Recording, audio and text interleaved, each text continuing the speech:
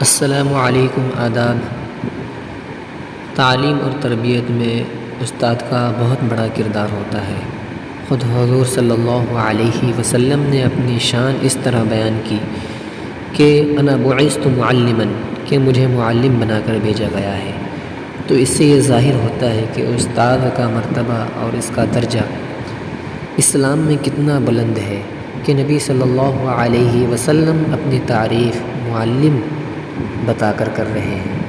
نبی صلی اللہ علیہ وسلم اس دنیا میں ہم سب کو علم سکھانے اور زندگی گزارنے کا طریقہ سکھانے آئے، لہٰذا وہ ایک استاد کی حیثیت رکھتے ہیں، اور استاد کے نظریے سے ان کی شان و عزت اور بھی زیادہ بڑھ جاتی ہے۔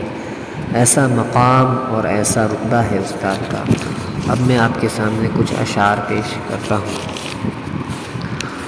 ماں باپ اور استاد سب ہیں خدا کی رحمت، ہے روک ٹوک ان کی حق میں تمہارے نعمت۔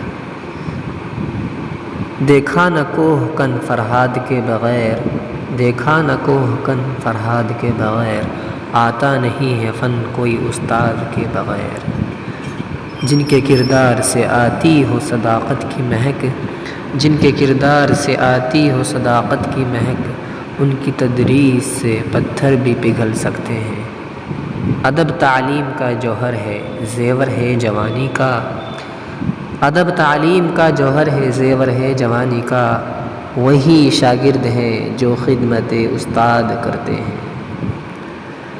اللہ حافظ۔